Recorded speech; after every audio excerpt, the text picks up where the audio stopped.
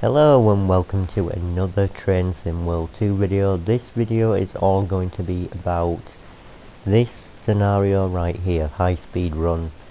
But that's just what's playing in the background, because I'm also going to be talking a little bit about my plans to expand with Patreon.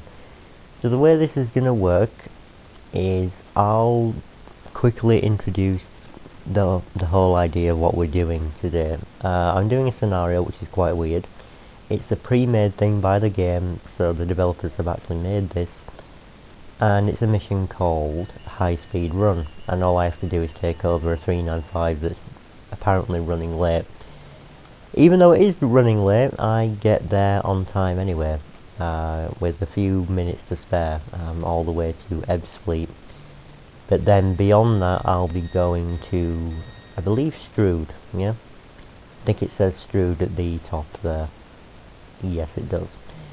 So, I'll be finishing up at Strood, and I've cut out some parts of this video to make it shorter. I basically took out the long tunnel section in order to get past Stratford and whatnot.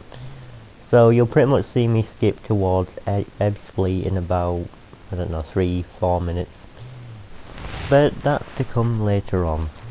And what's important to remember is that this is very unusual for me. I'm not going to start doing these all the time, but I'm only doing it this time to take part in the community challenge, and I decided I'll make one video of me doing that, just to kind of talk about it. So the community challenge, what is that? It's to complete 40,000 scenarios between the community that are logged on to Dovetail Live. Now I recently made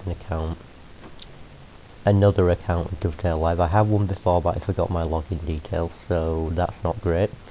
Instead I decided I'll just make a new one and start fresh, because that's practically what I'm doing with the sequel here. And yeah, so the community has to, in total, complete 40,000 challenges between 40,000 scenarios in order to complete the challenge. And upon completion of that challenge by the 8th of March, it's now the 11th of February, and it's already at 39,700, I think, just roughly. So yeah, it's definitely going to be done. I don't see any possibility of it not being done. In fact, as I speak right now, somebody's probably already doing a scenario. And the rules are quite simple. All you really have to do is contribute to it, and then you'll be eligible apparently for a rewards pack, which I've just seen on the site, so I know what it is. It's some wallpapers basically, but they're exclusive to the challenge. You wouldn't get them otherwise unless you did them. And I'm not sure whether they'll be available on my PS4 itself or just on my computer, but if it's on my computer, that's okay. You know, I think that's alright. It's only one scenario that I've done so far as of the time of this video, so if I'm getting something just for doing that, then I think that's fine. And you know, it's nice to see the community pulling together and helping to complete that, basically.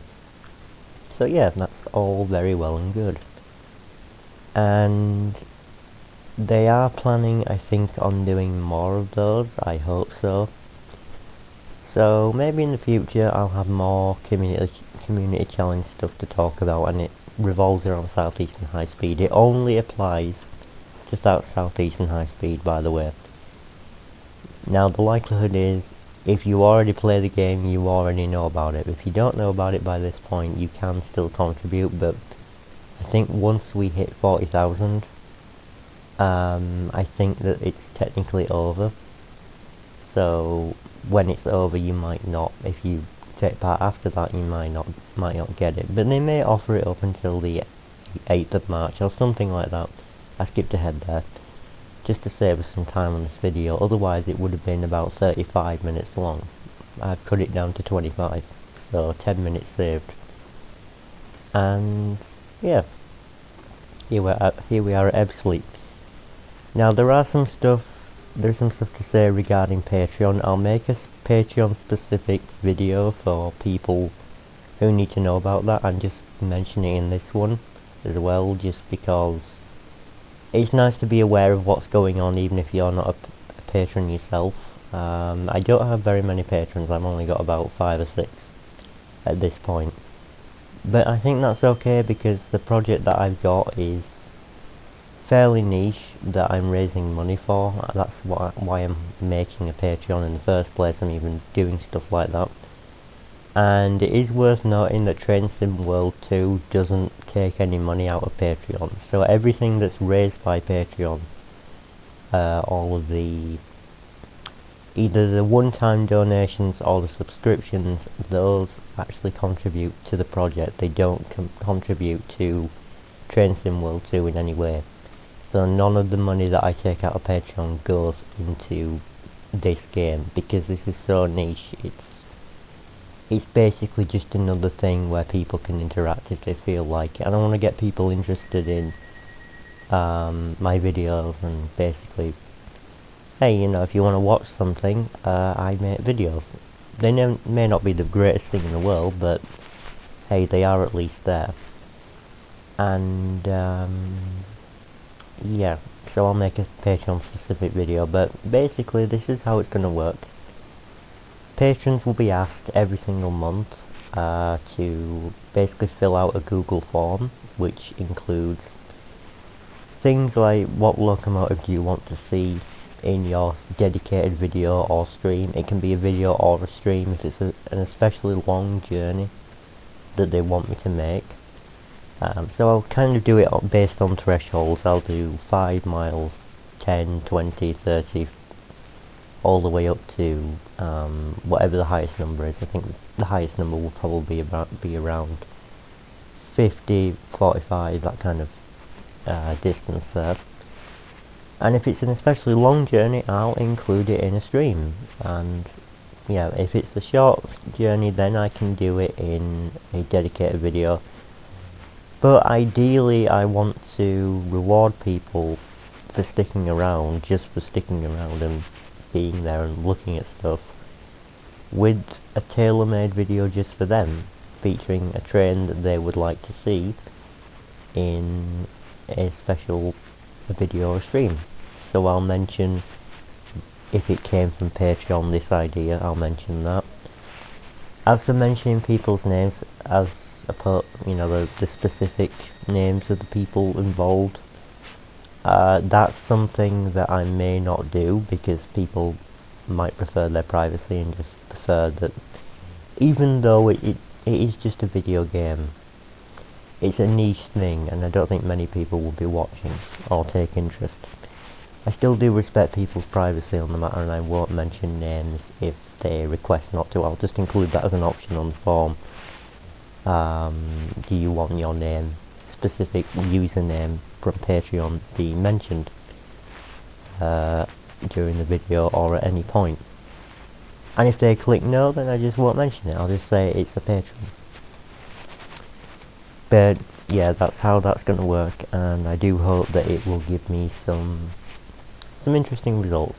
And that video made specifically for patrons, that will be private, and the link will be posted up on my Patreon, and it will only be visible to them, because it only really at this moment applies to them. I also want to try and make a Discord server. Try being the key word. I already have one, it's just not included. It's not relevant to this game at all.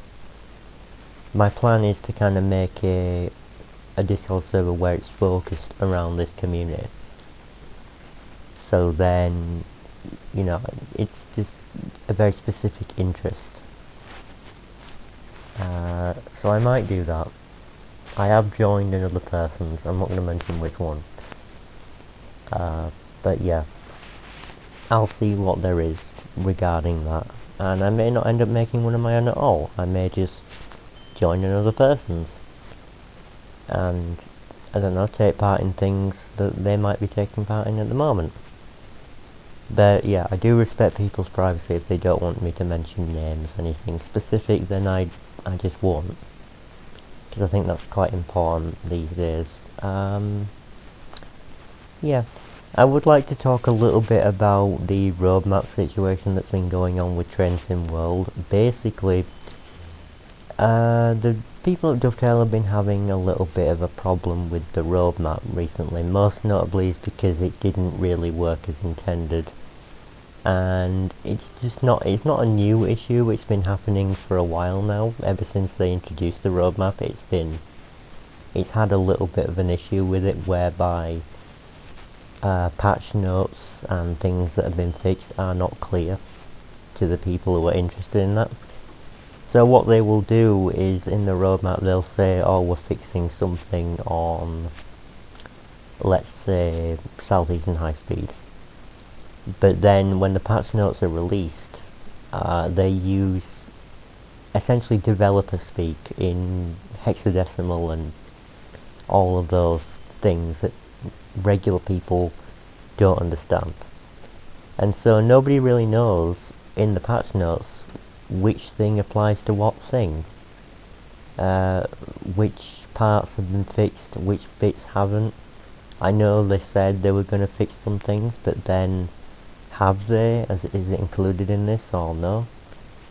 So essentially what they're going to be trying to do is simplify it a bit and include them in I think a separate section, and just use more plain speak when it comes to fixing things, so they'll be a bit more vague about things but also more simplistic, so that everyone can understand what they're getting at, basically, is what's going on. So yeah, they're going to work on doing that. I'm not particularly bothered about that because I didn't really notice any of the fixes. I just sort of use the forums and have a look at what needs fixing at the moment, what people are saying is an issue, and then I look out for those. And then when they do get fixed, usually, well, then you'll notice, won't you, because it works in game. Which is good. I'm glad that they're fixing stuff, and I'm glad that they've noticed that it's been a problem, because people have been saying that I don't understand the patch notes, I don't get it, it's inconsistent. They say that they planned this, but then this didn't happen, and then this didn't happen, but this was also included and I don't know what it is. That sort of deal. So yeah, it's a bit chaotic and frantic really, but the roadmap in terms of showing us what is upcoming and what is in development is perfectly fine in that regard. It does its job there. It's just the rest of it, with the patches and the fixes, that is the primary concern here. So I believe that the team will probably have explained it much better than I just have in a dedicated post on Dovetail's site. So if you want to go and look at that, you can. It's included with the roadmap. They did post a long description of what's happened, what the problem is, and what they intend to do about it. So if you're interested, go and read that, and if you're not interested, then just leave it, you know. Doesn't particularly matter. And yeah. So I think I explained why I'm doing this scenario today, and I'd also like to say I am enjoying the 395. The 395 is quite an excellent thing. I like it. I think it's a good train. Most of the time I will be driving on AC power. Even though AC power is intended for kind of long distance travel, I reckon I could try and do short distance as well, because the brakes do seem a little bit better on the whole AC. But I can't drive it on AC now, it's specific to the game. Otherwise, if I tried to drive it on AC, it wouldn't have any power at all. So I have to choose DC for the purposes of this scenario from this section of the line. Because that's how it works. That's how it works in game, it's realistic to that effect. In scenario planning mode, yeah, you can switch freely between the two whenever you want to. And sometimes you don't even need a third rail. If you select off the rails, you don't need a third rail and you don't need a pantograph. So yeah, you'll always have power in terms of scenario planning mode, and you can drive it however you want. But as for the real game, timetables and scenarios and pre-made stuff like that. You have to drive it as it was intended, and it's important that if you are going to learn how to play Train Sim World, you really do have to understand that there's tutorials explaining stuff, but then if you want more in-depth knowledge, you have to look for manuals. Manuals are kind of this thing that Dovetail does that kind of annoys me. They make manuals for the trains so that you can learn all the in-depth information, like how to turn AWS on, because as standard it's not turned on. Things like that, or how to apply different braking systems, or how to... Basically, it gives you a tutorial in more detail than it does in the tutorials in-game. So basically you're getting more information with the manuals. However, in spite of all that, the manuals aren't too easy to access. It took me a while to even figure out where they were. They're not in-game, they're online. And I had to find manuals that were made for previous DLCs, especially on the forums, because people had kept the links from those. For some reason Dovetail have just taken them down from their site if they're no longer relevant, which is kind of frustrating to me. Or if they haven't taken them down, I can't find them. So either way, it's kind of a problem. If I can't find it, then how am I supposed to read it? So I have been thinking that maybe I'm not in charge of anything that happens with the game, but if I was, I would probably make the tutorials more in depth, or include the manuals in game in some form or another, or make it very clear where they are, because otherwise you have people kind of searching, okay, is it an in-game collectible, is it something that you earn, is it on an external device, is it an actual physical manual that I have to order from somewhere? So yeah, that's quite frustrating that it's done in that way, and I just think that maybe if people had better access to all this information, then they wouldn't need to make manuals. If they just made a more in-depth tutorial, they wouldn't need to make them. Now I get it, it's been established that they are going to make them, so if they suddenly stop now, it'll be very strange, and maybe people will be upset, because you can actually print these off. They are legitimate things that you can print off and kind of staple together, or bind together in whatever way you see fit, and make an actual physical manual that you can read. If you had a printer, which I don't, but yeah, they are proper things, and you can go and look at them as PDFs if you know where to find them. That's the problem. I had a bit of trouble kind of finding them to begin with, so what I've started doing is I just copied them down into another place where I can easily find them all again. I copied down the relevant information that I need to know. Not word for word, I did it in my own words, because, well, sometimes the way that they say it is a little bit confusing to some people, so maybe, I don't know, I just thought I should probably write this information down elsewhere if it's going to be hard to find, and at least then I know where it is, and it's probably easier to access the way that I've done it. Either way, yeah, that's the thing. Anyway, in other news, there are things upcoming to the game, such as the Class 465, and they are planning on doing some improvements to other DLCs that have been released previously. I think Rapid Transit is getting an improvement made with the different configurations you can have in scenario planning mode. I don't actually have Rapid Transit, but I've got the train from Rapid Transit, the Talent 2, albeit it's in a different livery. But at the same time, that kind of doesn't matter, in my opinion. It is the same thing, pretty much. And that came with... Snell, oh, I can't speak German. The Cologne to Aachen route. So Cologne to Aachen, that one. It says Snell Fast Tracker. something like that. Schnellfahrstrecke, something like that. I don't know why I speak very strangely when I try and say a German word, but hey, I'm not trying to be offensive, I'm just saying I don't understand how to pronounce that. So yeah, I apologise for butchering the German language. But at the same time, I think everyone just calls it Cologne to Aachen anyway. No one tries and pronounces the German for that because it just looks too complicated to work out how to pronounce it. Either way, that's how that's going to work. They're going to include some things like the 465, and when that comes up, I will be purchasing it and I'll be doing a stream for it. On the day that it comes out, on the day that I basically get my hands on it, that's when I'm doing a stream. I'll also feature it in videos in the future.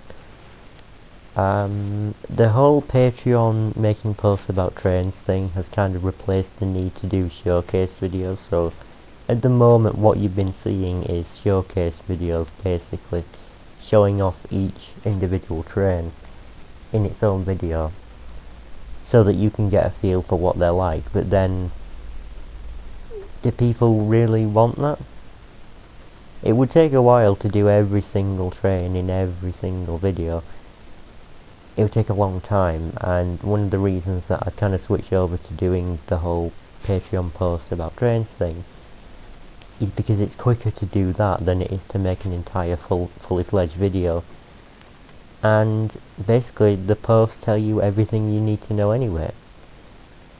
Nothing is really different about it. The only thing they've been doing is really showcasing gameplay. But that's it. But you'll see the gameplay anyway when I actually make videos about them. And even if patrons don't suggest videos that they like to see, then it doesn't matter because I'm still going to be making videos anyway. So at the end of the day, you will be seeing gameplay pretty much with every single train at some point that I have confidence in terms of driving. If I don't have confidence in driving it, I won't try and do a video or a stream with it, because I know it's going to probably end very poorly. Or it's just going to be me messing around and not getting anywhere, basically. So yeah, until I've gotten used to something, it won't have a specific post. It will just be kind of in the background somewhere, waiting for me to learn how to drive it properly, with absolute confidence that I can do it over and over again in a video. So yeah, consistency is important in that aspect to me, and I will definitely be working on doing things at my own pace, by the way, because it is a busy time. Either way, I think we covered everything that we needed to in this particular video, and yeah, I am sorry about the quality of these videos not being too great. I mean, the visuals are fine, it's just the audio quality from me that's not great. So yeah, that's everything to do with that. Oh, here we go. Terminate's here. Is that our train? I think it probably is. Yeah, we terminate at Strood, don't we? So it's probably referring to us. Welcome to Strood. How nice. How kind of you to do that. And I think we pretty much made every stop on time. Which is very good performance. I'd like to think so anyway. It can obviously be better. Everything can always be better. But, you know, I stopped in the right places everywhere. I didn't go over the line really, except at Ebbsfleet, I think. And I've pretty much done it to the best of my ability, and I actually got a gold medal for doing this. I think that's based on action points though, isn't it? I think. Not actually based on how well you do it. So you don't have to get everything perfect to get a gold medal, because I just didn't, and I got the gold medal anyway. Either way, time to lock down the train, and I'll thank you all for watching. I'll thank you all for coming along and listening to me ramble on about things for about 25 minutes. And I hope to see you in the next video. The next video will likely be, I don't know what it'll be. I'll work on getting a schedule together. I'm trying to get organised if I'm going to be making content regularly. I want to get organised with a schedule. And we're about to see the results screen. Let's see how well we did. Probably better than we think. Probably. Oh, there we go. And I got a gold medal. Fantastic. That's it for this video. I do hope you enjoyed, and I'll see you in the very next one.